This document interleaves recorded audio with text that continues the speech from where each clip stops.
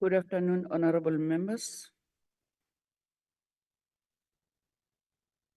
My time is 2:30. I think we should start with our meeting. We waited long enough, 30 minutes, for 30 minutes. So the other honorable members will join us. We'll have to catch the train staff.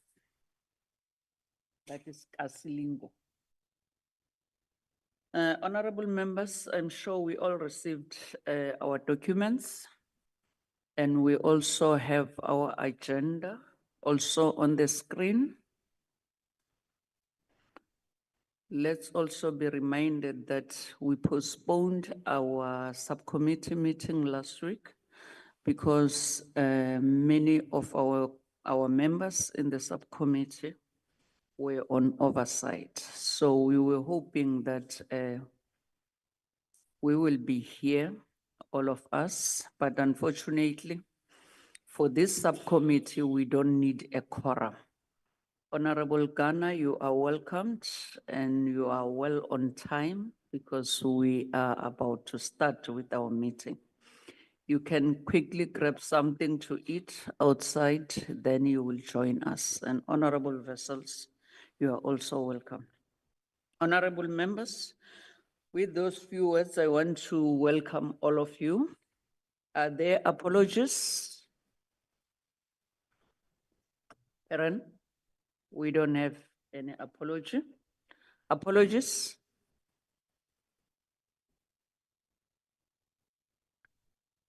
Honorable Mani apologized.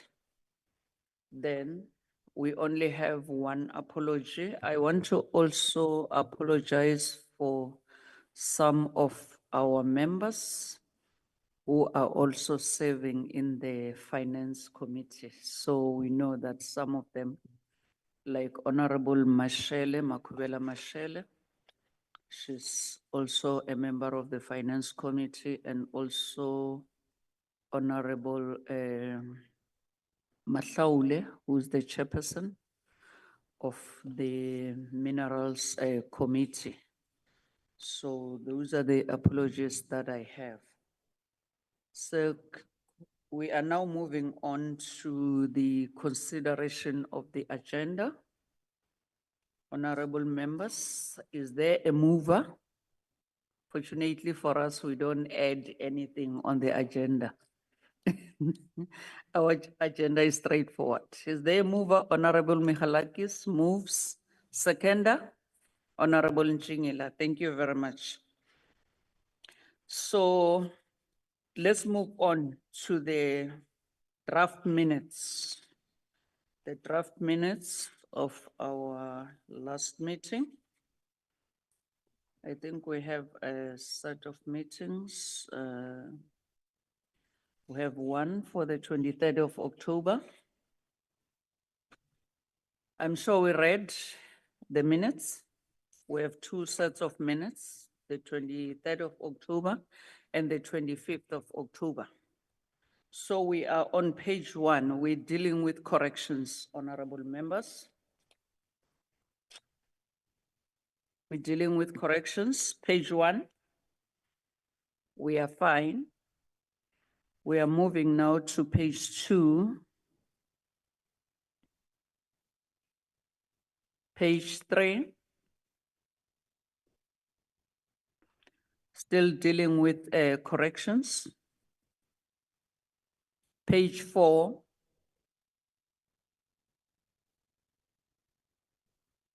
Page 5.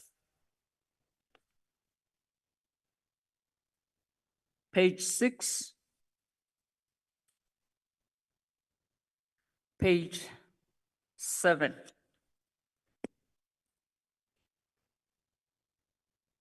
Page 8. Page 9. Page 10. Honorable members, you are not in the meeting. All of you. We don't have page 8. We don't have page 9.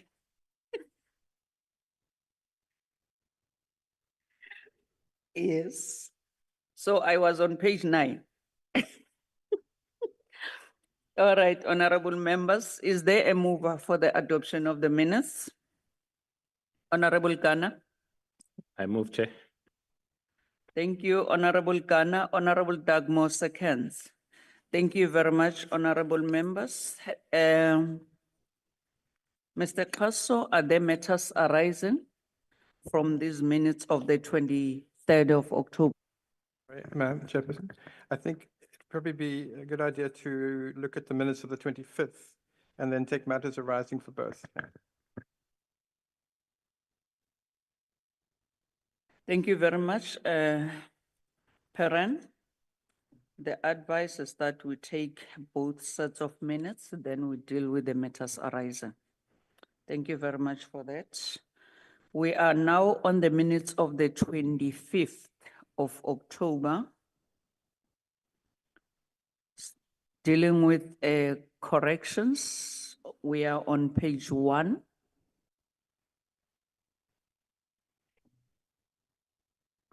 Page 2.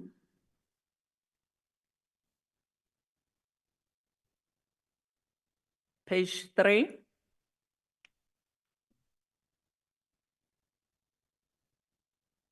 Page 4. Page 5. Page 6. Page 7. Page 8. Thank you very much, honorable members. Now I can see that we are all in the meeting. So is there a mover for the adoption of the minutes? Honorable Korenov? Seconder?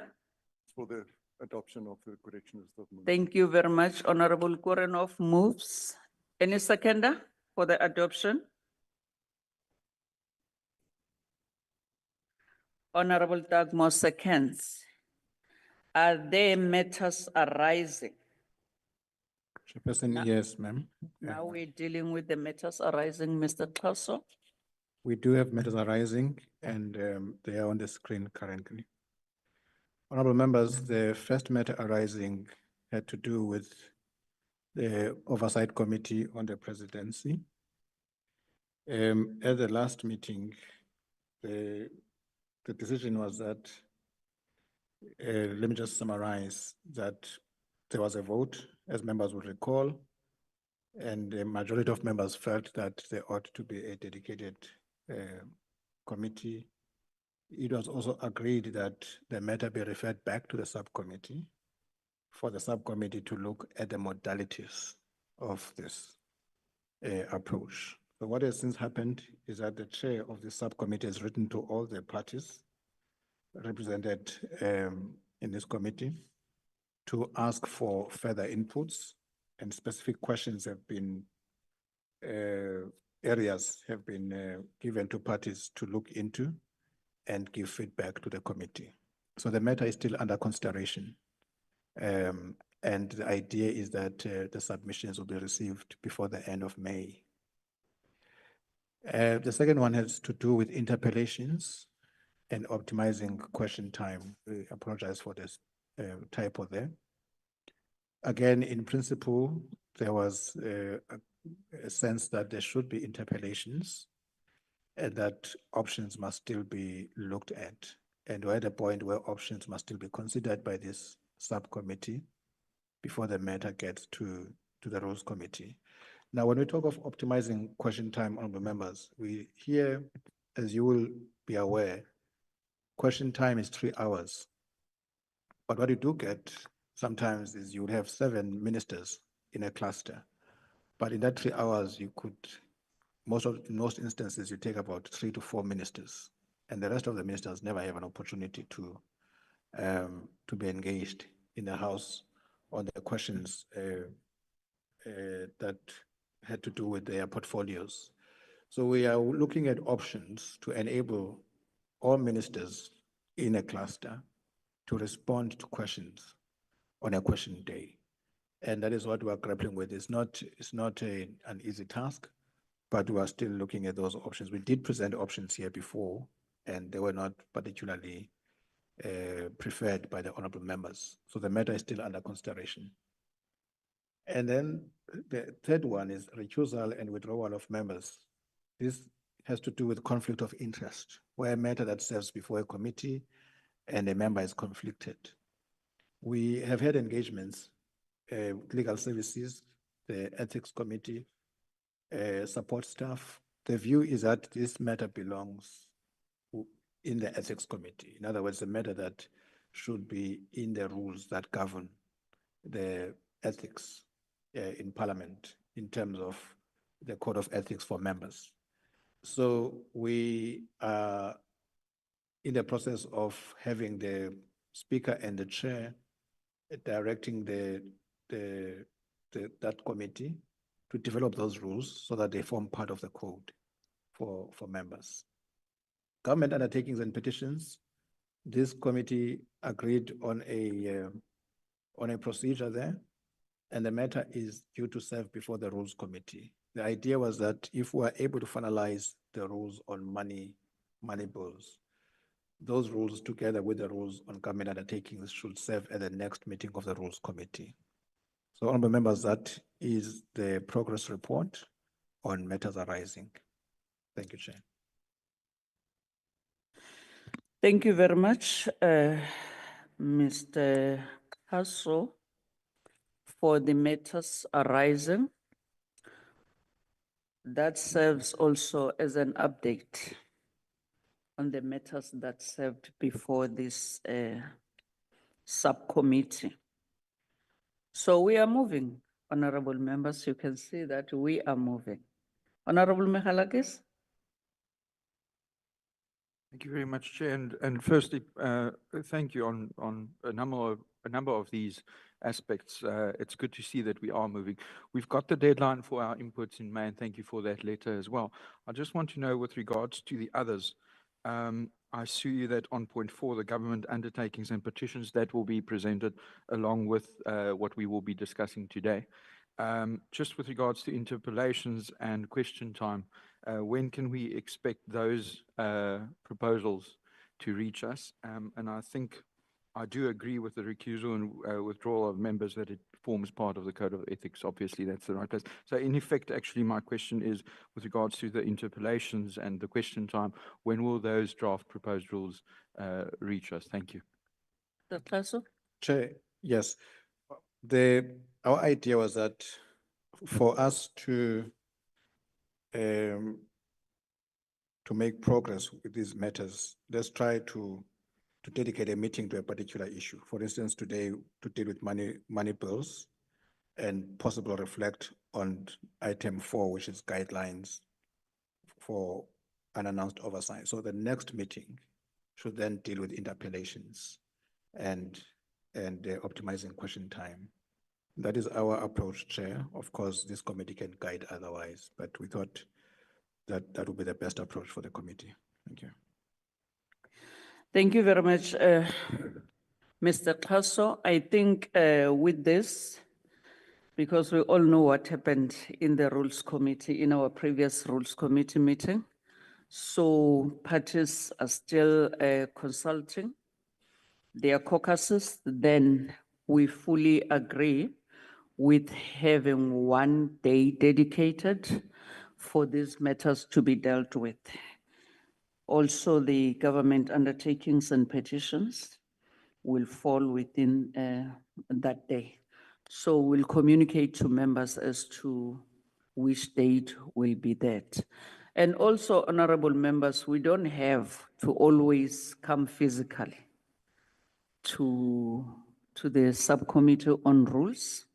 If time doesn't allow, then I want to plead with yourselves that virtual meetings are still meetings, virtual meetings and sometimes hybrid meetings. Those are within our rules. So if time doesn't permit for us to have a physical meeting, we can always have, especially when we deal with items that we have ventilated on, then we can have a virtual meeting so that we finalize them. Are we in agreement, honorable members? Thank you very much. Then can we now move on to item number 4? Consideration of the draft rules, item number 3. Chair Perrin will deal with this item. Perrin, thank you. Perrin? Thanks. Good afternoon, Chairperson, members. Thank you. I will be speaking to the document, which I hope members have, called Draft Rules for the Money Bills and Related Matters Act, March 2025. I know we're in April, but this was prepared a few days before. I think it'll probably be best if I could just go through the document. Obviously not read it word for word, but just in terms of the structure, I think that's the most useful approach.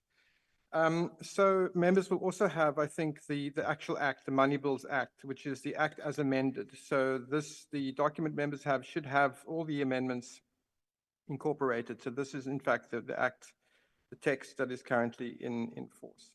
So members will know that the Money Bills and Related Matters Act was passed in 2009, and that was a product of Parliament. And the reason is because Section 77 of the Constitution says that, unlike for other bills, there must be an act of Parliament to regulate how money bills are processed and amended by Parliament. So that was the intention of the Act in 2009. There were then some procedural and technical issues that were identified, and that led to an amendment of the Act in 2018, and that came into effect in January 2019. Now, I should say that a number of provisions in the Act require enabling rules. Now, after 2009, when the Act was developed, rules were put in place in the case of the National Assembly, and I think also in the case of the NCOP. But the feeling was that those rules, even though they can be applied, there's a need for greater clarity because of the nature of the budget process, because it involves different committees within Parliament, because it involves different ministries, and obviously the Ministry of Finance. The rules need to be as explicit as possible, but without being so prescriptive that ties Parliament into procedural knots. So the short of it is that we do have rules, and I'll mention some of those, but that we need more advanced or more explicit rules. And that is the purpose of our document today, the proposals we're making. Just also by way of background, these proposals have been circulated previously, I think even last year. And that was, at the time, there was consultations ongoing with, so for example, with the committees, the relevant authorities in the NCOP, with the committees on finance and appropriations, because it was felt that we needed inputs from different role players, given that the rules, in fact, impact on them. So we did receive some feedback, especially from the NCOP chairpersons. They did raise some concerns, but those concerns mostly relate to the Act itself and not to the rules. So the proposals that we made last year are for all intents and purposes, the same as you see today. So in terms of the document, I've just spoken to the introduction. Part B of the document on page 2 starts to list all the provisions in the Act that require rules. So you'll see, for example, Section 4, the paragraph 1 of the document, Section 4, Parliamentary Committees for the Consideration of Money Bills. And there you'll see all the sections in the Act that require the rules to be developed. And there's quite a long list of them, and it goes on to page 3, and I think in page 4. I do want to again stress that the rules were updated in 2009. So some of these rules have already been added to the rule book, but the question is whether those rules are sufficient to ensure that the process of a money bill can unfold in the Assembly without, unnecessary sort of confusion and contestation on a procedural basis. So paragraph C then of the document talks about, or just lists those rules that were added to the Act, added to the rules in 2009, which provide for some of the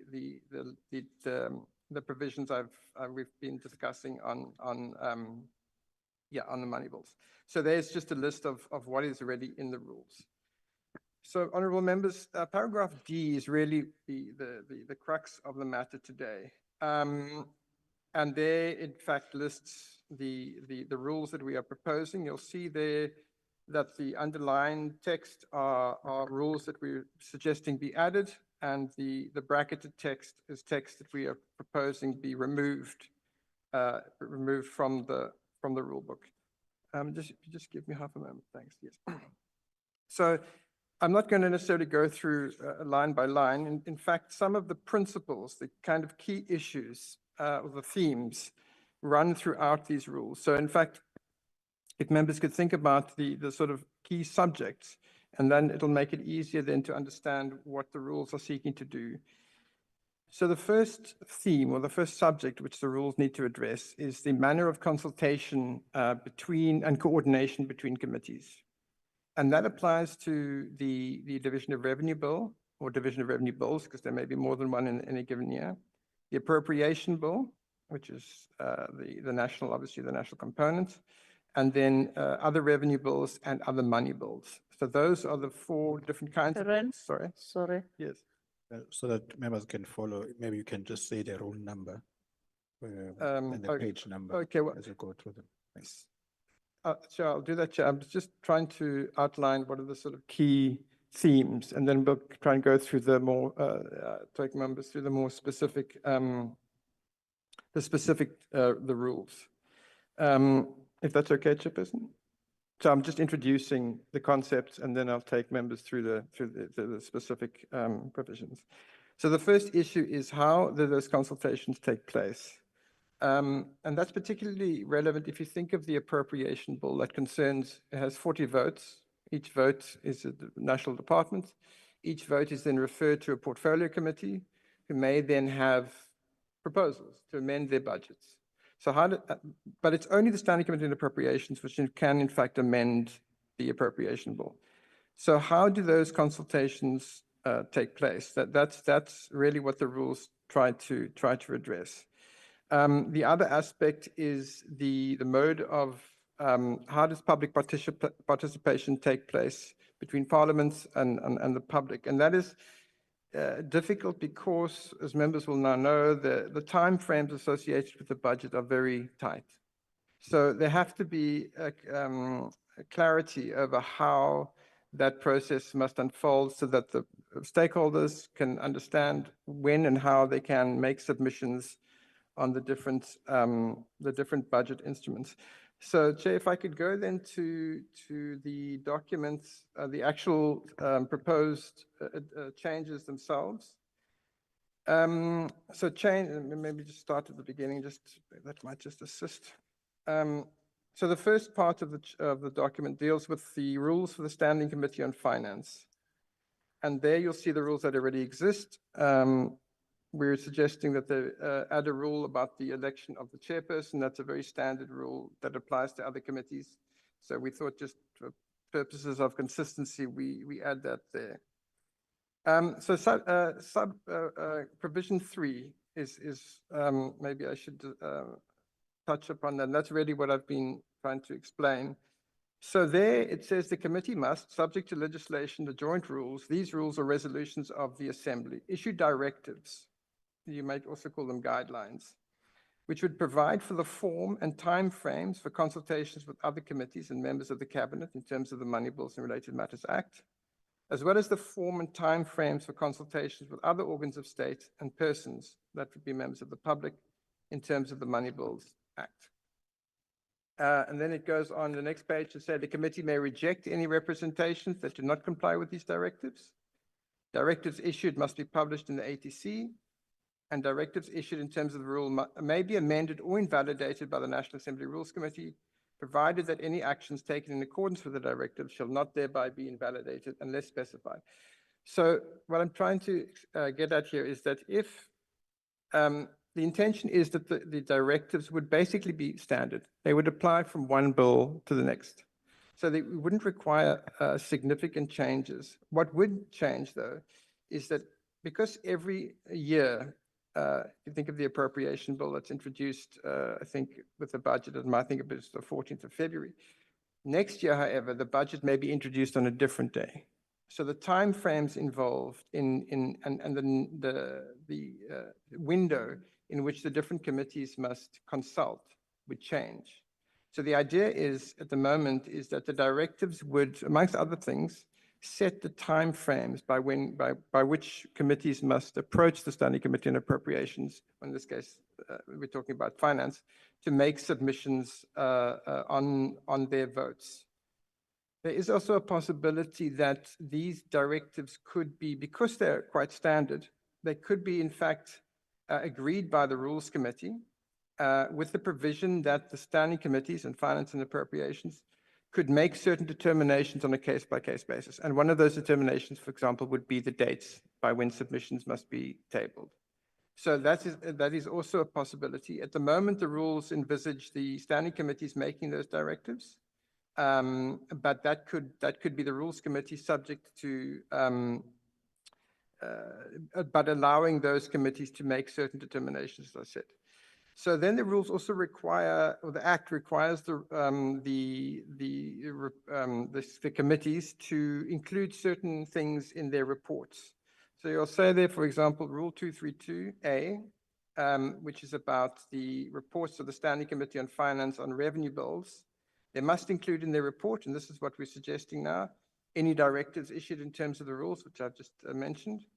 Proposed amendments from other committees. So where those committees have come to the Standing Committee and said, this is what we want, the report that finally goes to the House must include, when I say include those amendments, even if the committee doesn't agree, there must be a list at the back saying this committee was, this amendment was moved by this committee or this member, the committee didn't agree. And that in fact is very similar to what is currently the case with other bills. If you look in the rules, there's already a provision that committees must report on amendments moved. C, there would be motivation for any amendments, and that would be again from other committees. And then the last aspect is the comments from the minister. So one of the aspects of the bill of the Money Act is that any amendments to money bills, there must be an opportunity once the committee has decided that yes, this is an amendment we are in favor of. That must be sent to the Minister of Finance to make for a response. So that's a provision in the Act. Now, what we're saying here is that when the committee finally reports to the House, that report must, of course, include whatever the responses of the minister are. So, honourable members, so that is, there's also a provision, Rule 235, which concerns public involvement. And there, what we're saying is that the directives, the committee must ensure public involvement in accordance with the Act and must provide the public with a reasonable notice and opportunity to make representations on matters referred to the committee. In this case, it's the Finance Committee. Such notice may precede the tabling of these matters. And as well, the committee must conduct public hearings in terms of the Act. There, what we're trying to do is to say that because of the timeframes associated with the budget, and if you think, honourable members of the fiscal framework, which is currently before the Finance Committee, the Act says that the committee must conclude its or must report within 16 days or as reasonably possible, or as soon as reasonably possible thereafter. Now, that's obviously quite a short time. And in that time, the committee must advertise, give notice to the public to make submissions, must consider those submissions, must engage the minister and other stakeholders. So all this really saying is that Parliament, before the fiscal framework is in fact presented, Parliament may give notice to say that this is going to be introduced on this day, and members, the public may thereafter make submissions. Obviously, so in other words, that there must be there can be prior notice, so that will assist the public. So the next part of the rules talks about the Standing Committee on Appropriations, and here basically the same principles apply. So when it comes to appropriation bills, which is what the Appropriations Committee deal with, again, if you look at Rule 238 sub 3, which is the bottom of the page there, we're saying the committee can, subject to the rules and the law, issue directives to regulate the form and timeframes for consultations with other committees and members of the cabinet. And then again, the issue of how those, the form and timeframes for consultations. The one difference between the Appropriations Committee and the Finance Committee is that the Act specifically says that in the case of appropriation bills, if committees, other committees, so we're talking portfolio committees, propose conflicting amendments to the budget, That wouldn't usually happen, but if that does happen, then the Standing Committee on Appropriations can, in the directives, can explain how they can mediate with those different committees. So the intention would, in all likelihood, be that representatives of those committees would come to the Appropriations Committee and then discuss the concerns that they've raised. Again, the subsections 2, 3, and 4 are very similar to what I've described for the Finance Committee. The reporting of the Appropriations Committee is again very much the same as with the Finance Committee. It's just a bit longer there because you'll see that there are other acts, for example, other money bills and so on, where the rules have become a bit more explicit. The other rules, Chairperson and members, they are relatively incidental in terms of they're more or less technical in nature. They've got to do with, for example, the first reading of a money bill, and that's just, in fact, we are in some ways already applying these rules. So the rest of it is more or less technical. Let me say, though, I think in conclusion that there is a proposal that these directives that are envisaged by the rule amendments could, in fact, be served before the Rules Committee. As I said, they would be more or less the same on a case-by-case basis. But they could then allow the Standing Committees on Finance and Appropriations to make certain determinations, for example, with the timeframes involved in each case.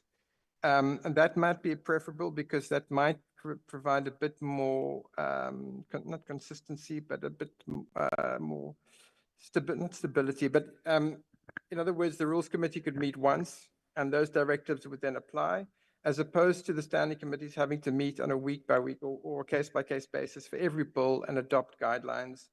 So that is a possibility. Ma'am, I hope I've been clear. I know this is all quite technical. The intention of the presentation was just really to try and isolate the concepts. And if members can agree with the concepts, the technicalities will, could obviously be developed. Chairperson, thank you. I don't know, Mr. Kasa, if you want to mention anything. Thanks. Thank you very much, Karen, for that presentation. Mr. Kaso? Thank you so much, ma'am. I think the word Karen was looking for is predictability. The process must be predictable. Ma'am, basically what we're doing here is to create a mechanism for Parliament to amend money bills if that is what it wants to do. And because the Act says there must be guidelines, and we're putting these guidelines in place, and that's really the effect of what we're presenting before the committee. Thank you so much. Thank you, Mr. Kaso and Mr. Perrin Handik for the presentation. So, honorable members, like Mr. Kaso have already indicated, this is the technical, these are the technical rules for money bills. So, what they have presented to us is technical, and also they are trying to come up with guidelines which will allow Parliament, if need arises, to amend the money bills. Honorable Michalakis, I see your hand is up. Thank you, Chair. Chair, I just have one question and then one proposal. My proposal is with regards to the directives.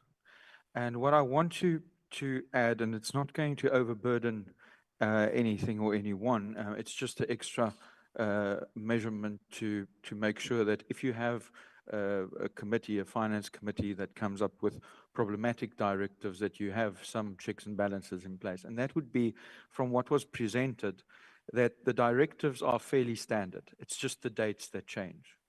Can we maybe add that if there are substantive changes to the directives, that it must be ratified by the Rules Committee. So that will only be when they really bring material changes to these regulations. On a year-to-year basis, if it's just the dates and small little details that gets amended, that's fine. They don't have to come to the Rules Committee because it was ratified the first time. And they can use that on a year-to-year basis. But if at any point in the future, you have a chairperson who wants to issue certain directives that venture from the standard, that it needs to be ratified by the Rules Committee. In that instance, you at least know that there is checks and balances in place in the future so that the chairperson of the Finance Committee cannot just make regulations any way they want to, but at the same time, you also don't unnecessarily prolong the process of the Finance Committee because the standard one has already been approved by the Rules Committee. In that instance, we at least know there are checks and balances in case you have maybe a problematic Finance Committee or we never know what will happen in Parliament. It's part of the charm of the place. And then, Chairperson, my question is just the deletion of under Rule 233, the consultation with the counterparts in the council, also 237A, the consultation there, and finally 241, that entire section. Why have those been deleted? Is it because it's provided for elsewhere? Because I suspect 241 at least is in the Act, the 16 days. I just want confirmation of that it's deleted because it is provided for elsewhere, and that it is still provided for consultation in the process. Thank you, Chair. Thank you, Honorable Michalakis. Honorable Korenov. Thank you, Chairperson. Just two questions for clarity. The Part A, the Standing Committee on Finance, and Part B, the Standing Committee on Appropriations, and further on the Minister of Finance or the relevant minister concerned, whether these rules proposals have been tested or run past the various committees and the executive. And I also concur with the Chief Whip of the DA about the question of the deletions in the consultation process. Thank you. Thank you, Honorable Korenov. Honorable Ghana. Thanks very much. I think it's Rule 2 or Rule 242 or 342 on the public involvement. Yeah, 242, yeah. So in some instances like we'll have right now, where you have the bills and the budget that is like, unlike in the previous years, where it gets a lot of interest.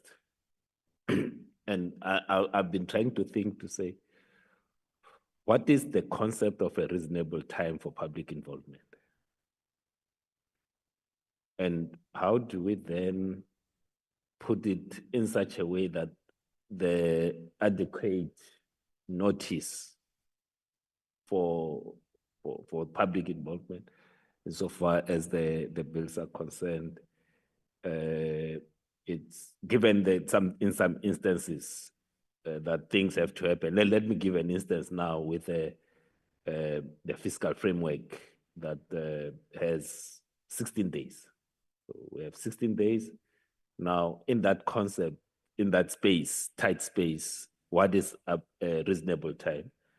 And I would maybe, instead of having a reasonable time, put something to the effect that at least 48 hours, given that in some instances, you have to process these bills quickly, that we might look at the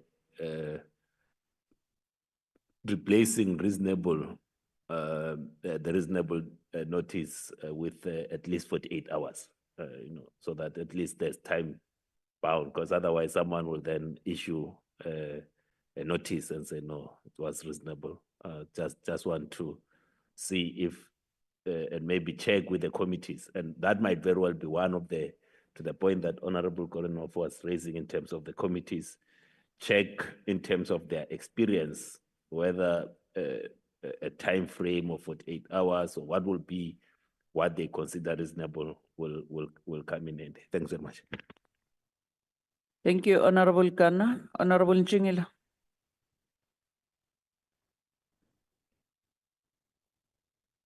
Speak to your mic, please.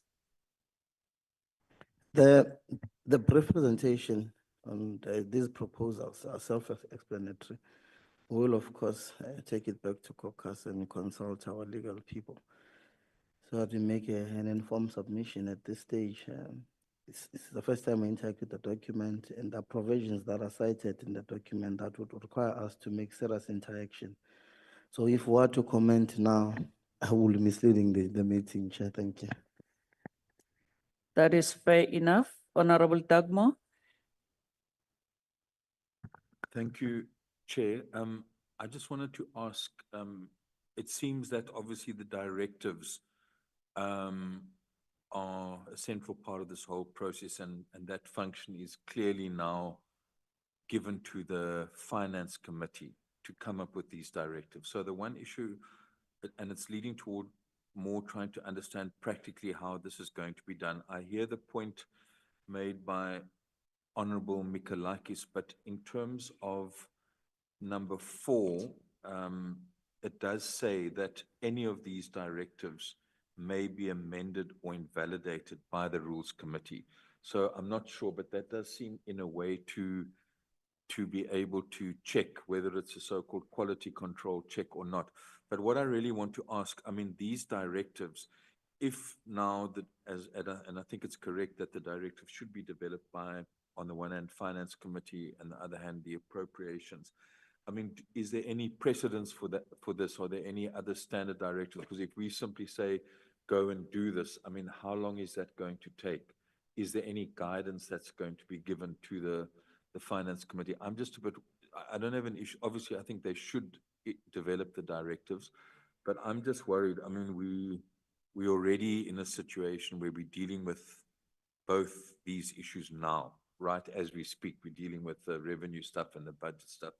So if the officials could just maybe tell us, how do they see this process happening? Who will provide guidance? What are the timeframes involved in terms of these directives? And would this because it doesn't seem that this process of directives will be complete in this year. I mean, we're already dealing with the budget. The appropriations we're having all the budget votes. So I just like a sense, how do you see in practical terms, the process and the timeframes of having these directives being completed? Just so that we can understand, because initially when we were asking about all of this, we said, the matter is now with the Rules Subcommittee, which is fine. Now, we're hearing today that the critical issue of directives has to come about. So my question really is, how do we see this happening, and what are the timeframes in terms of getting the committee to actually adopt these directives? Thanks. Thank you very much, Honorable Dagmo. Honorable Matiasa, I've noted you, Honorable.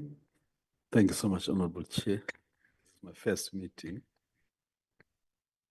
So you are welcomed, Honorable Matiasa. Thank you so much, Honorable Chair. Why don't you say this is my maiden speech? Well, thanks, Honorable Chair. This is my first meeting, and when one attends a first meeting, that such a meeting should be more of an induction than anything else. But what makes these discussions interesting is the timing, and the timing is problematic because the money bills and related matters got to do, Honorable Chair, with allocation of money by Parliament to various government departments and entities, and also to impose some form of taxations. Now, 2.4 of these directives talks about mediation in the event of conflict submitted by different committees. is it not envisaged in the Act that a situation we have seen over the last 2 months with the postponement and delayed presentation of the budget speech by the Minister of Finance, that such incident could occur? Can there be no insertion or provision that envisage a situation such as that? And in undertaking mediation for such conflicting amendments and proposal by parties and members from different committees, that such a directive be provided in the rules. Thanks, Honorable Chair. I don't know if I've made the situation more difficult. Thank you, Honorable Matthias. Honorable Vessels, before you left, your hand was up. Oh, you're fine. Honorable Michalakis. Thank you, Chair. Just to say that my proposal, I do indeed agree that it makes provision for the Rules Committee to reject, or the problem is that the Rules Committee does not sit all that frequently, and when you have a case where the directives can be made and then the Rules Committee can overturn them, in that interim, while you're waiting for the Rules Committee to be convened, you sit with these binding directives that might be a terrible idea. So with the proposal that I've put on the table, you will have a question where if directives come, they need to be approved by the Rules Committee. They will have the necessary guidance from the table. And by the time they get implemented, you know that they are sound, without hampering the process of the budget and the work of the Finance Committee. You have that safeguard to make sure that before they find effect, that they are actually through the process. Thank you. Thank you, honorable members, for your questions with regard to these technical rules. Indeed, it is our first presentation in the subcommittee on rules. Mr. Kleso and Perrin, can you please respond? Perrin, you may go first. Thank you, Chairperson. Thank you, members. I'll try and respond to the questions in order. So yes, I think we have attempted to build into these rules an element of checks and balances, so that these committees, finance and appropriations, they don't have complete power to do what they want. There must be a check, which is the Rules Committee. There is a possibility, I think, that given that, as I mentioned, these directives would be more or less standard between one bill and the next, from 1 year to the next, they could in fact be approved by the Rules Committee in principle once, and then given, these committees are then given the power to make certain determinations. So for example, with the timeframes on a case-by-case basis. So they wouldn't necessarily be required to create a whole new list of directives for every bill. They could have one set, and then, so that's a possibility. And I think it wouldn't actually require necessarily a complete rethink. It would just be about how the rules are located. The other question was, yes, there are some amendments. So for example, to Rule 241, I think it was, that you mentioned, which is the consultation with the NCOP, that is provided for elsewhere. So in developing these rules, we haven't really taken anything out. We've simply kind of rearranged things to make it more sense. So those things are still very much, they still very much apply. We've just reorganized it in a little bit. Dr. Koenig, in terms of consultations, so within the 6th Parliament, we were consulting with the committees at the time, the Standing Committee on both committees in both houses. And there were some inputs, as I mentioned, especially from the NCOP, in fact. But those amendments those concerns were mostly to do with the timeframes that are in the Act already. So for example, the 16 days for the fiscal framework, and then the days as they apply to the adjustments budget. Now, because those things are in the Act, there's not much the rules can do to change them. We've got to work with what we have. But in short, the committees were consulted, both in the 6th Parliament, and then again, there was an opportunity in the 7th Parliament.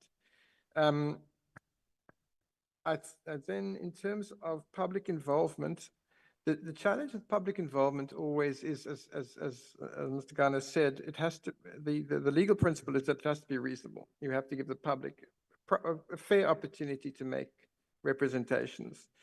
The challenges in some cases with money bills and with the fiscal framework, as we've seen, is that because of the timeframes, it becomes very difficult to sometimes to make proper submissions. And then also, for example, when it comes to hearings, I think the Standing Committee on Finance has managed to do this up till now to the best of its ability. And I think it has been provided a fair opportunity. The point being is that it's difficult in some cases to provide as much space as you would like, as Parliament would like. So I think it's just also a question of, as I said, a case-by-case basis, what can be done, and how reasonable that opportunity is. Then the last question, I think, was well, not the last question, in terms of what can be done now. So the first point I want to make is that the Act itself, although it needs rules for division of revenue, for appropriation bills, for other revenue bills, and so on, it actually doesn't require rules for the fiscal framework. So that's important because what's been happening now in the Finance Committee is there's no gap in the rules for Parliament to conclude that process.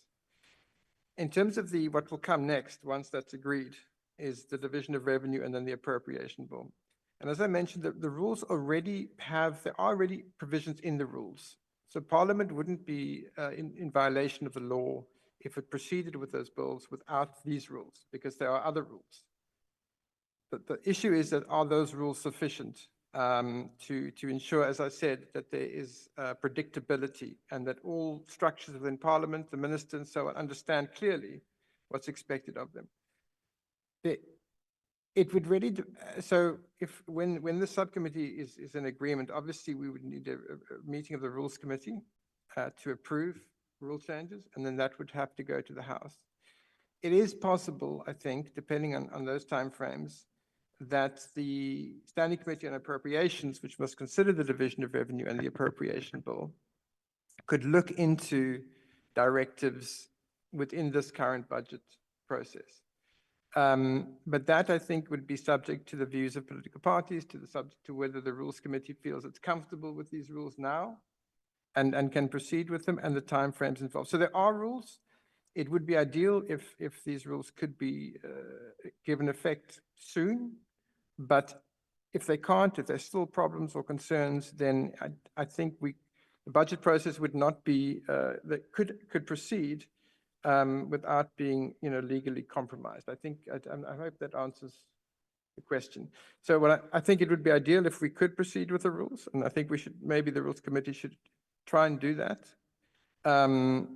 And then from our perspective, from the technical perspective, we would obviously work with the Standing Committees on Appropriations. We would obviously consult them as well, draw up documents and advice if they need that.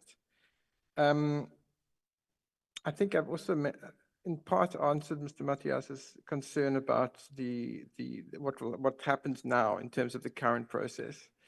It's quite difficult, to discuss rule amendments in the current context because of the contestation, because of the concerns. But in fact, it might be that these rules are required to assist if there are problems in the committees. Mr. Kasso, I'm sure you'd like to add. Thanks. Chair, thank you so much. I think the matter of reasonable time has been addressed. It's really a meaningful opportunity to enable people to influence the process. But we've got our colleague here from Legal Services, Delana, who can also assist there. I was not sure whether Dr. Kornov was suggesting that perhaps the executive should also be consulted. I was not clear about that. Maybe you can clarify that. Chair, the directives, the power to issue directives can be given to the Rules Committee. So what we have here is a proposal, but nothing prevents the subcommittee to suggest that the power to issue those directives could be given to the Rules Committee. We have already developed draft directives, by the way, technically. So we are happy if the subcommittee wishes to deal with those directives at the next opportunity. We will present the directives, and it's directives that we have shared with our colleagues in the Standing Committee on Finance and Appropriations. So the directives are still at a formative stage, so we can deal with it in the manner that the subcommittee wants us to process the directives. So that is all. Thank you. Honorable Korenov, if you can clarify your question.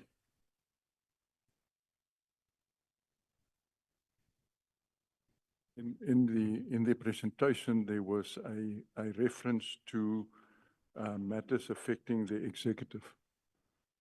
And I'm just inquiring whether the executive have been consulted, whether Minister of Finance is involved about the rule amendments or not. No, certainly we have not, but if it is the wish of this committee, we will obviously consult with the Speaker to correspond with the Minister on the matter. Thanks. Thank you very much, Honorable Mr. Klaso and Perrin, for the responses. Honorable members, it is for the first time that this document is presented to this committee.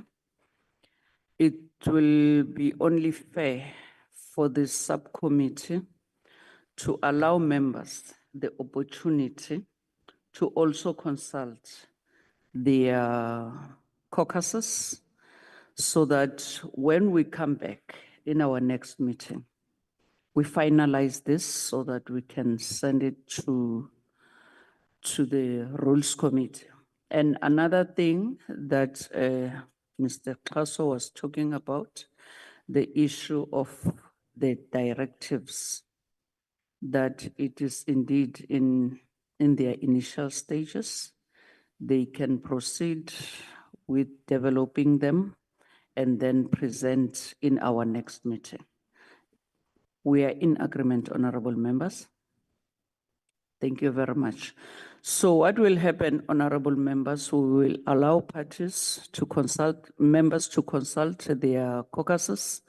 Then in our next meeting, whether it will be virtual or physical, we'll make sure that we come back and finalize this.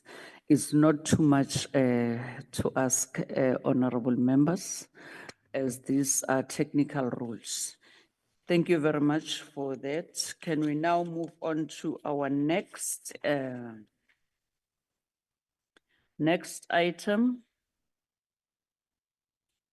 on the next item on the agenda, which is item number 4. Mr. Klaso, can you take us through that correspondence from the Speaker to the Subcommittee on Rules? Thank you very much. Thank you, ma'am. I will read the first paragraph of the letter, where Speaker says, my office has received various correspondence over time in relation to the appropriateness of individual members visiting government facilities as part of their oversight duties. A question has also arisen about how committees could undertake unannounced visits. And so Speaker is requesting this committee to consider this matter and develop guidelines that would assist members to carry out their oversight functions as individual members, but also through the committees of Parliament. The oversight model does envisage a situation where members could conduct individual member oversight and unannounced oversight. So, but there have been problems here. There have been complaints from both sides, the side of members and the side of the executive. And the Speaker is asking this committee to assist to develop guidelines to manage this situation.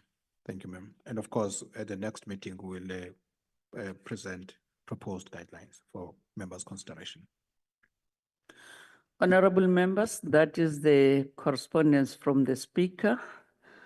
to this subcommittee to develop those guidelines to guide committees and individual members doing their oversight.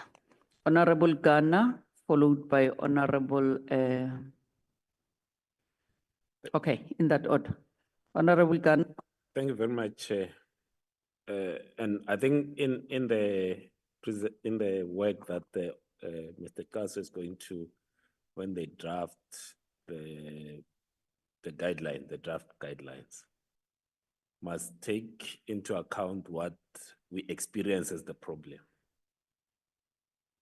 The problem is that we have, I would call them managers, security, or government officials that are blocking members' entry into a government facility for the purposes of oversight. Because it can be that, for instance, if I want to go to the police station, I need to tell them that I'm coming. I don't need to tell them that. I must just be there to see what happens when no one has told them to do anything. But then the behavior, and it could either be coming to the instruction of their seniors and so forth, that this thing must happen. So what we should try to assist is to say, how do the public servants, whether it's at the school, obviously there are those institutions that at particular times you can't get to. We accept those ones. The government must also assist, the executive assist to say, all right, these are the institutions that are, these set times you can't visit for this reason. So it should not be on us, because if we only do it from our side, then you'll find that on the other side, they say, no, you can't come to a school between 8 o'clock and 2:30 because that's learning time. So if you want to visit a school, these are the times. So it's to try to work together so that we gain access without having to fight. And sometimes, people get shoved around, thrown around, because they just want to gain access to see what is happening. And what is said around the individual oversight, which, by the way, all of them has to be unannounced, unless if I decide to announce it to the media. But there should not be a responsibility on me to inform the institution that I wish to visit that I'm visiting them. There should not be that. And I would think one of the in your drafting, Mr. Kass, I think this parliamentary access card is sufficient. We don't need an additional letter. What needs to happen, it's a circular that then goes to all departments in the same way that they put the faces of ministers, deputy ministers, and everyone there.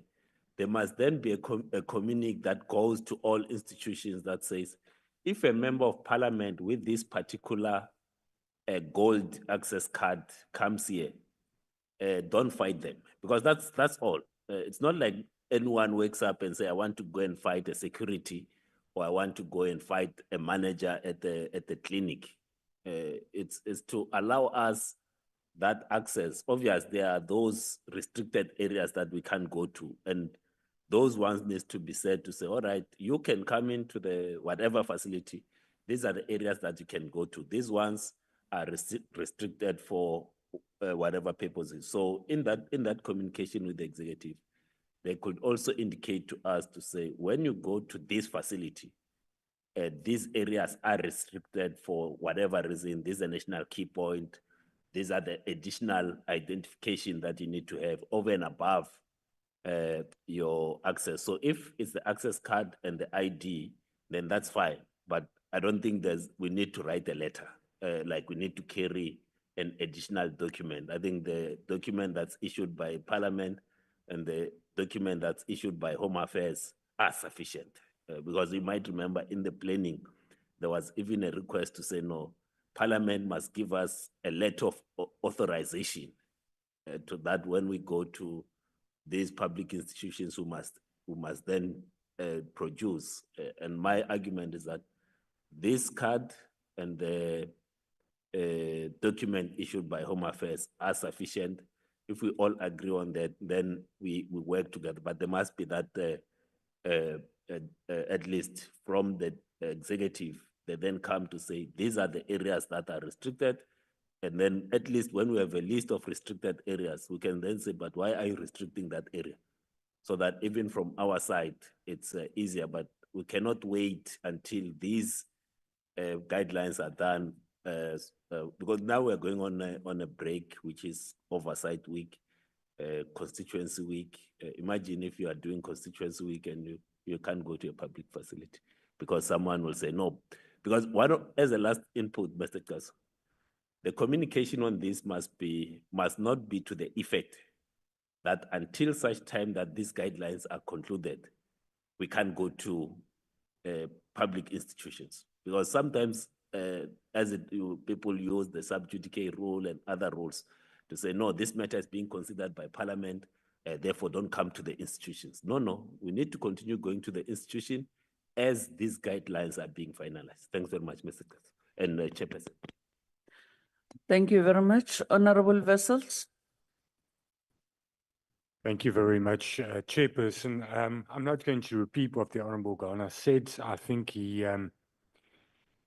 articulated the issue quite well, and I want to support what he suggested and just make it more concrete, that I think we must write to, the Speaker must write to the Executive to get a list of the restricted areas and the problems and the reasons why there's problems. And then we go through that as a committee and we evaluate what does have merit and what don't, and what doesn't, so that we can then evaluate it. Because there are certain issues that one doesn't necessarily think of when you think from a legislature point of view. You don't necessarily consider or comprehend the safety risks that there might be for you as a member when you visit certain facilities. And then you don't understand why you're being restricted. But then there are officials that are restricting just for the sake of restricting, and that we shouldn't allow. So let's evaluate a list. But I do want to, Chairperson, tell a quick story, because I think in the difficult times we are in, we need humor. When the Honourable Ghana referred to the card, there's a story of an official of the Department of Labour that visited a farm a number of years ago. And the farmer greeted him, and the official said, "You see this card? I'm an official. This card grants me access to anywhere on your farm." And the farmer said, "Okay, that's 100%. You can do your oversight, but just don't go into that gate." And the official said, "You don't understand. This card gives me access to anywhere. I'll go into that gate." The farmer said, "All right, you do what you want to do." Official went in, and a few minutes later he came running past, and a bull was chasing him. And he shouted, "Help, help, help." And the farmer answered, "Show him your card." Wow. No, we don't have to do that, honorable members. Honorable Dagmo. No, thanks again, Chair. I see from the date of the letter, the Speaker is requesting that proposals from the subcommittee get to the Rules Committee by the 17th of June.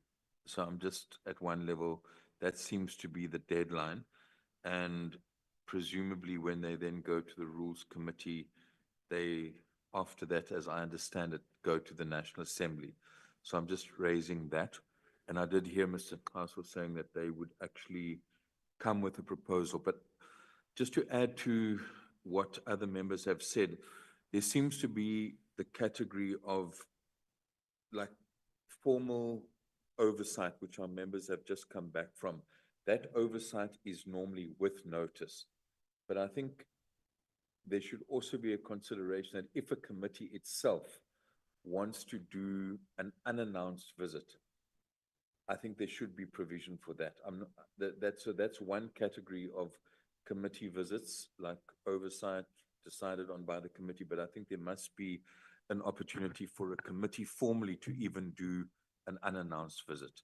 That's one thing. I think what this letter is mainly dealing with is the so-called individual oversight, and I think it's definitely something which I think can add to issues of accountability. And I don't know about the other members, but often when you are in your constituency and you want to go and visit, a government department, or you want to go and visit a state farm or whatever the case is, you go there as an individual. But I do think that in regard to individual visits, I think also there should probably be guidelines for two categories. One is a visit with notice, because generally I would have a very strong view that us as members going there with your cards or not, vessels, I don't think you can just walk. My own view, you can't just walk into a school unannounced, because the school, we try to protect the learning time.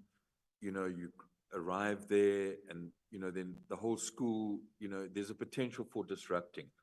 But I think it doesn't, but I still believe that an individual member who wants to go and visit a school in his or her constituency should be able to do so with notice. So the issue of unannounced, or I think that's the word, unannounced individual visits, I think one has to look at the different types of institutions. But I think a health facility, in a way it's different, because if you're going there unannounced, you probably want to even go in as if you were just a patient and see how you are treated, and without even going with this, just to get a sense. And I don't think there's anything wrong with that. But what would the protocols be when you want to then formalize and say, well, I'm actually here as a member, I'd like to speak to the superintendent. Also, just with an understanding that our public servants are running facilities, and how one deals with the protocol of that. So all I'm suggesting, I think the framework should include standing committees, announced and unannounced, and then individuals, announced and unannounced, and then some distinction. And I'm making a particular case around schools. I think we need to be very cautious. They're not exempt to oversight, but unannounced visits, I think, by individuals can cause drama. Thanks. Thank you very much, Honorable Mahalakis. Chair, was Dr. Korenov's his hand not up before mine? Thank you for assisting with the chairing, Honorable Korenov. Thank you. If you read the letter of the speaker correctly, it addresses a number of issues of committee visits, either unannounced where appropriate, but also procedures for parliamentary oversight outside of Parliament, whether by individual members or committees. So it's a number of issues the speaker is seeking clarity on. So for me, it's two different issues. When you're on an oversight visit in your constituency, and in constituency period as a public representative, then you visit institutions, preferably giving notice. If I go to a hospital or a clinic or a police station, or a school, I give notice that the member of Parliament or the member of the provincial legislative or the councillor or together will visit such an institution. And there's no notice needed to Parliament for such visits. It's constituency period. So that's my first point I want to make. And the good practice is to give notice to the institution that you're visiting. But there may be cases, I would think, that you want to do an unannounced visit to an institution. The second part that the speaker is addressing is visits by parliamentary committees. Now, a parliamentary committee consists of various political parties' representatives. So the question is whether the parliamentary committee act as a collective, and then they arrange the oversight visit. It's all different parties represented. And in this case, I would assume it can either be with a notice given to the institution or unannounced. What I think which is not acceptable is where an individual member or members of a committee on behalf of the committee go unannounced to institution. I think that becomes problematic because then any political party can go to an institution and say, I represent party A, I'm part of this committee, my committee doesn't know I'm here, but it's my democratic right to visit you. And I think there were instances recently where members of political parties visit unannounced to official entities. And historically, that it's a foreign concept for me, because you act as a collective, as a committee. So if you have an unannounced visit to the institution, at least your committee must know you're going there on behalf of the committee, unannounced. So it's a very tricky, complicated situation that I fully agree with the speaker that needs to be discussed and regulated before we make to manage it. If you do not manage it, it may soon run out of control, because then any member of parliament, no matter whether you belong to a committee or not, can go unannounced anywhere, anytime. Thank you. Thank you very much, Honorable Korenov. Honorable Michalakis. Thank you very much, Chair. Chair, I want to differ slightly. I think the right to do unannounced visits is a fundamental right of members of parliament, and we should be protecting that, provided that it goes along with the necessary protocol and respect. I have never given notice of an institution that I've visited, because when you go there and you give notice, then the floor is shiny and all of that. You don't see the sick people lying in the passages. They're all put up somewhere where you can't find them. That's not the real picture. It's like when the president visits a place and they cut the grass. It's the only time in 30 years that the grass has been cut is when the president visits, but that's not the reality on the ground. And for us to have effective oversight, sometimes it's absolutely necessary to have that unannounced visit from time to time in your constituency, in an institution that falls in your portfolio, and so forth. I would imagine that the only restriction for that would be national key points.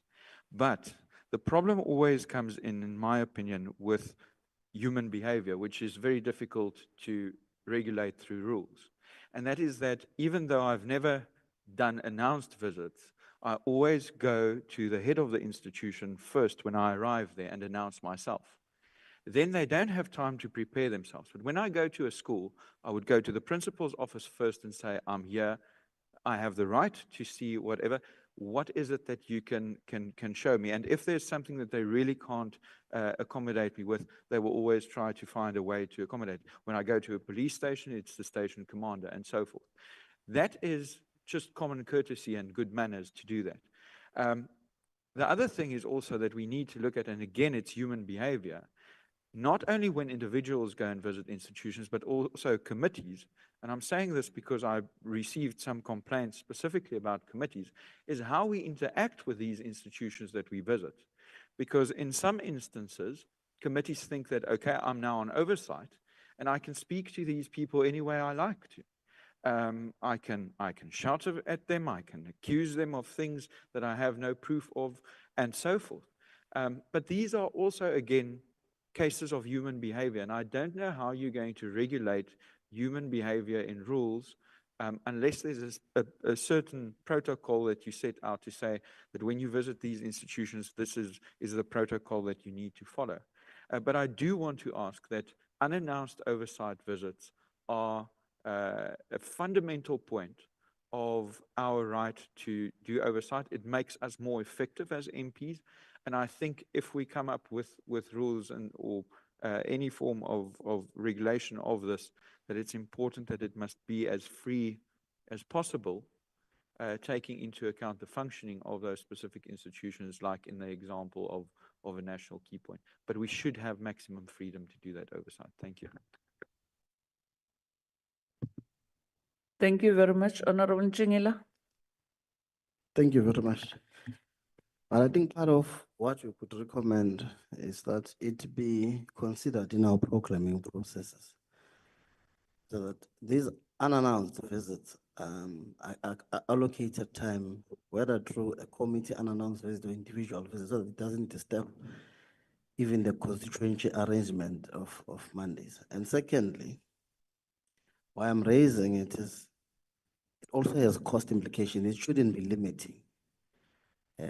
That you can only do it in your own constituency. If I am to go to Kuruman, and I don't think members of parliament will have the necessary resources to do such because it's part of their oversight responsibility. But if it's part of the planning and the program processes of parliament, it then at least gives the necessary provision and support for individual, or if want to do it, but would not indicate where exactly we are going. Because a classical example, during our oversight week, we went to some institution and there were A4 pages printed on the walls that the portfolio committee is coming, please clean the toilet and sweep the floors. And I even took a picture of such and say, but this is, it's done for optics. But we are here to deal with real issues. In fact, let me just indicate that it was at the quarters of the Defense Force, where our soldiers reside in these quarters. It's in a very different state, and we expect them to be very patriotic and be, I would say, encouraged and mobilized to really defend the interests of the nation. So some of the things are just out of order. But I would say, if we are to consider such, let's have some considerations as to how do we manage the timelines and the allocation of resources for us to be more effective, because it's not necessarily a tick box exercise. It has to be an effective program so the reports also come back and are interacted in parliament and beef up our interventions moving forward. Thank you. Thank you, Honorable Njingila. Is there another take-up before I give Perrin and Mr. Koso? No one. Perrin? Thank you, Chair. Thanks, members. No, I mean, just to say that, we've obviously already began looking at this issue and the permutations and so on, but it is a difficult issue. It's not something which is straightforward.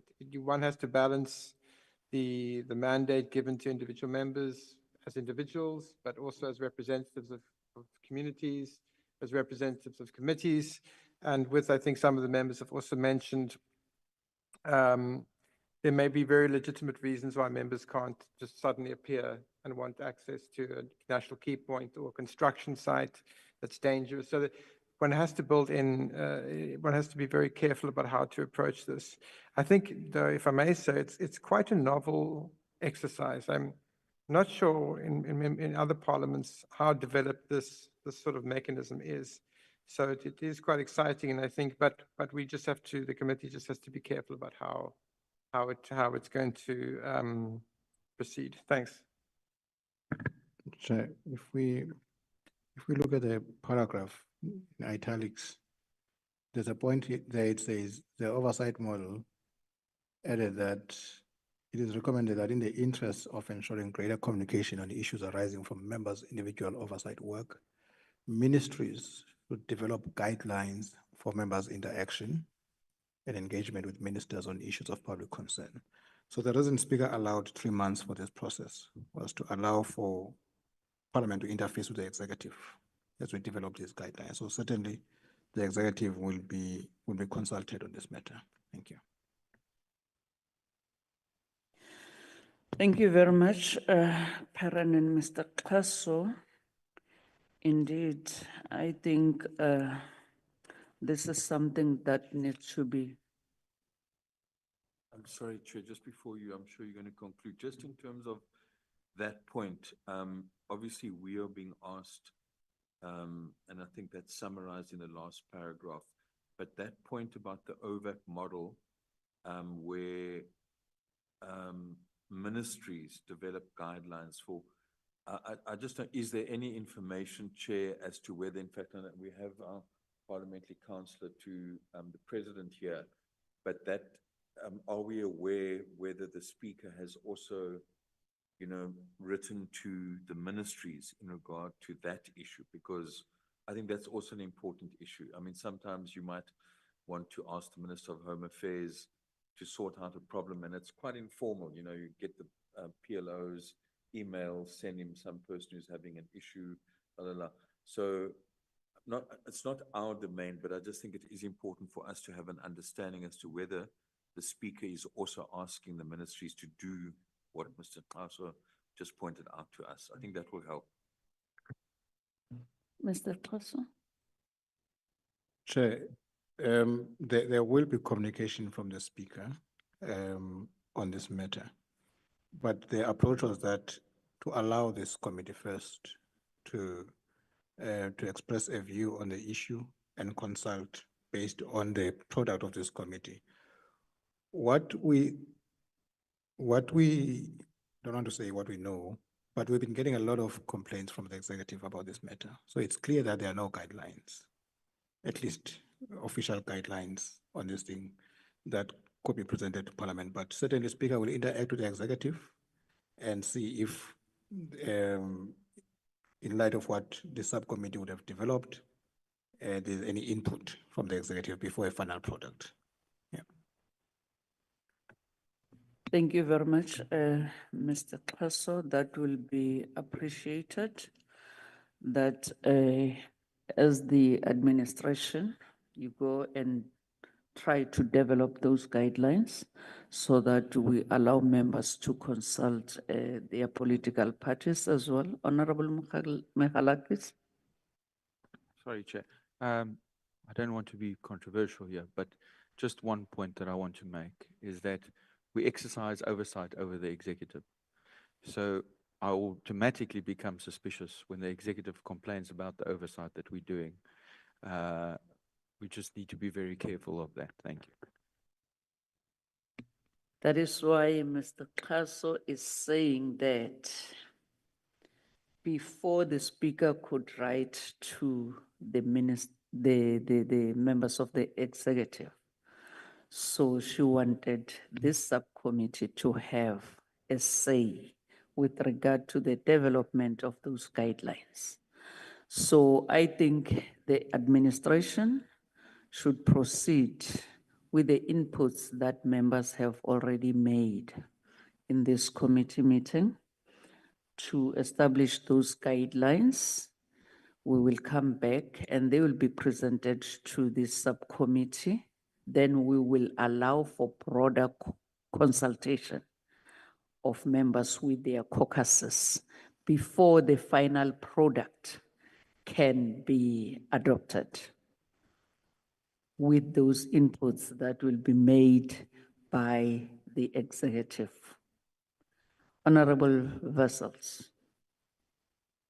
Thank you, Chairperson. I understand that process, and I don't want to delay the issue, but I do feel that if the leader of government business is now already alerted to, and each department provides a list of problem areas with regards to oversight and especially unannounced, but oversight and oversight visits in general, then there's something to scrutinize in this committee and to work with. If we do it the other way around, we're going to go in circles and we're just going to come back and again have the same problems, because then we again going to have this void of certain problems that we don't understand or that we can now decide upon that it's not a problem.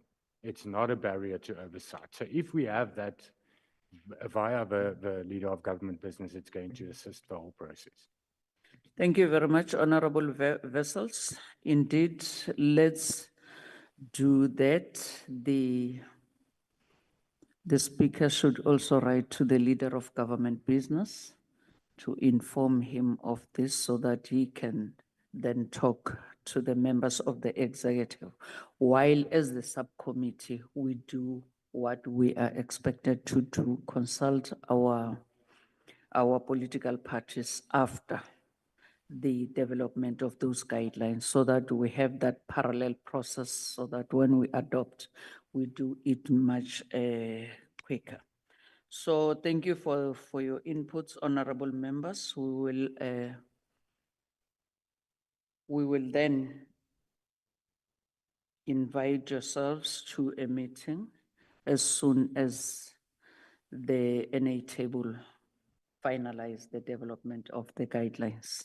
And also we know that they are very effective. From this meeting, I'm sure the speaker will be able to write to the leader of government business so that we don't delay this matter. Thank you very much, honorable members. So now we are on item number 5. Updates on development of rules, Mr. Klaso. Chair, we, in a sense, covered that item and the matters arising. So it's the same issue. Thanks. Honorable Dagmo. Yeah, just not for debate on that, but obviously it's useful for some of us that are new here to have these rules.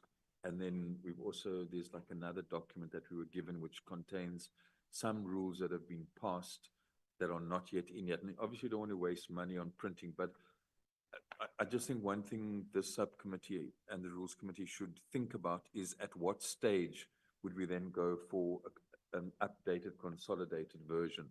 You know, I don't have a particular proposal on that, but it's always useful that we kind of, I don't know, once every 3 years or whatever, have an updated one. We're always going to change rules, but I think it would be helpful maybe towards the end of the year for us to have another updated rule set. That is noted, Honorable Dagmo. Let's work on these rules that we are dealing with as the subcommittee. And also, as we have written to yourselves, honorable members of the subcommittee, to consult your caucuses with regard to those matters that we dealt with earlier. So we would like us, when we call a meeting, a subcommittee meeting, then we can deal with those matters and discard them from our table as the subcommittee so that the rules committee can then be able to adopt them.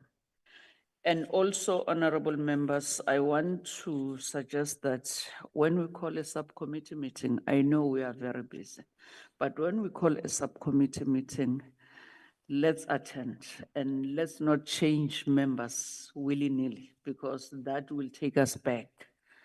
When we get new members of the subcommittee, they wouldn't know what it is that we dealt with. They will take us back. So to be consistent in these meetings will assist us a great deal in moving forward. So honorable members, with those few words, I want to thank you all for attending this subcommittee meeting and also to thank you for your inputs and contribution to the development of rules of this National Assembly. Thank you very much, honorable members. Let's go consult our caucuses when necessary. Then we'll come back and develop these rules for our National Assembly. Thank you very much, honorable members. The meeting stands adjourned.